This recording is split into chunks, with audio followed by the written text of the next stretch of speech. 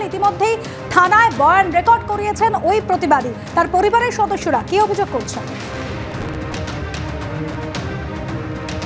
দেখো, পরিবারের সদস্যরা চাঞ্চল্যকর অভিযোগ করছে যে কিছুদিন আগে ওই প্রতিবাদী মহিলাকে দিলীপ মল্লিক, পিকাই দাসটা ফোন করেছিলেন এবং তাদের অভিযোগ যে বলা হয়েছিল যে তিনি রেখা পাত্রের সঙ্গে কেন এই নির্বাচনী প্রচারে যাচ্ছেন, তিনি যেন রেখা পাত্রের সঙ্গে তাদের নির্বাচনী প্রচারে যেন না যান এবং তাদেরকে তৃণমূল করার জন্য চাপ দেওয়া হয়েছিল। তার পাশাপাশি ওই পরিবারের সদস্যের এমনও চাঞ্চল্যকর অভিযোগ যে কিছুদিন আগে তারা প্রতিবেশীদের মারফত জানতে পারেন যে পিকাই দাস, দিলীপ মল্লিকরা তাদের বাড়ি জ্বালিয়ে দেবেন, তাদের বাড়িতে হামলা চালাবে। সেই আতঙ্কে তারা রাত জাগা পর্যন্ত শুরু করেছেন। ঠিক এই আতঙ্কের আবহে গতকাল সন্ধ্যায় এই বাড়ির সামনে থেকে 3 দুষ্কৃতী এই মহিলাকে কার্যত অপহরণ করে নিয়ে যায়, মুখে কাপড় বেঁধে প্রথমে জাপটে ধরে, তারপরে তাকে টানতে টানতে, আমি ক্যামেরাম্যান শান্তনু দত্তকে দেখাতে বলবো, এই আলপথ ধরে একেবারে ভেরির ধার পর্যন্ত নিয়ে যাওয়া হয় এবং সেই সময় ওই নির্যাতিতাকে মারধরও করা হয়। তারপরে তুমি যে দেখতে পাচ্ছ যে সেই ভেরির একেবারে পাড়ে নিয়ে গিয়ে তাকে গণধর্ষণের চেষ্টা করে 3 দুষ্কৃতী। তারপরে সেখান থেকে ফোন করে দিলীপ মল্লিককে এবং দিলীপ মল্লিকের কাছ থেকে পরামর্শ নেন এবং দিলীপ মল্লিকটা কি তাদেরকে পরামর্শ দেন ওই নির্যাতিতার উপর অত্যাচার চালানোর।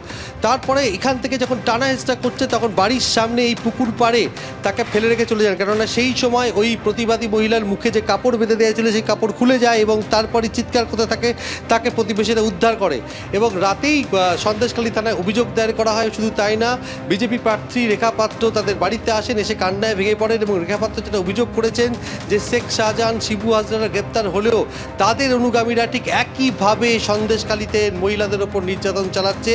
গতকালকের ঘটনা আরও একবার তা প্রমাণ করে দিল বলে বিজেপি প্রার্থী কান্নায় ভেঙে পড়েন। যদিও সুকুমার মাহাতো তৃণমূল বিধায়ক অভিযোগ অস্বীকার করেছেন সবই বিজেপির নাটক বলে।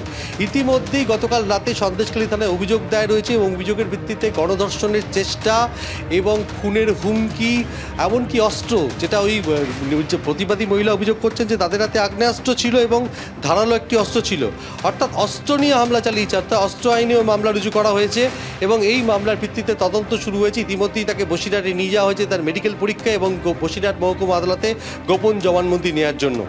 অনুষ্মান, স্বাভাবিকভাবেই তৃণমূল কংগ্রেসের সামনে আক্রমণ ছাড়া, হামলা ছাড়া, খুন ছাড়া অন্য কোনো পথ খোলা নেই। আমরা প্রথম দিনই বলেছিলাম, আজকে আবার বলছি যে ওই গঙ্গাধরের হাত ধরেই তৃণমূলের গঙ্গা যাত্রা হবে, কেউ আটকাতে পারবে না। আর যে যত বড় দুষ্কৃতী হোক না কেন, যারা ওখানে আক্রমণ করেছেন, পাতালে ঢুকে গেলেও তারা নিস্তার পাবেন না। আমরা শেষ দেখে ছাড়বো।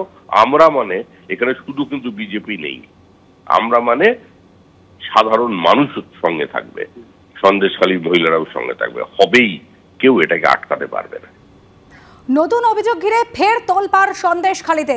এক প্রতিবাদী তিনি অভিযোগ জানাচ্ছেন যে তার উপর হামলা করা হয়েছে, ধর্ষণের চেষ্টার অভিযোগ করেছেন তিনি। থানায় ইতিমধ্যে বয়ান রেকর্ড করেছেন সেই অভিযোগকারিনী।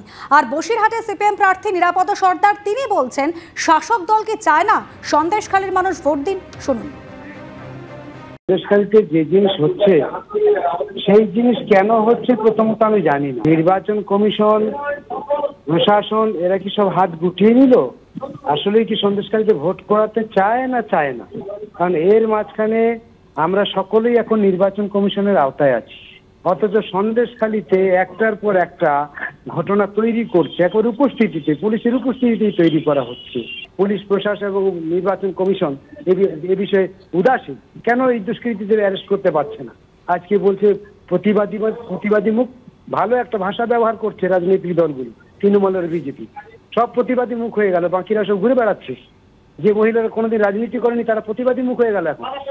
তাহলে প্রতিবাদী মুখকে নিশ্চয়ই মর্যাদা দেবে, তার দল দেবে। কিন্তু কথা হচ্ছে যারা এই প্রতিবাদী মুখের নাম করে যে মানে অস্বস্তিকর পরিবেশ তৈরি করছে সন্দেশখালী, তারা কেন বাইরে আছে ঘুরে বেড়াচ্ছে?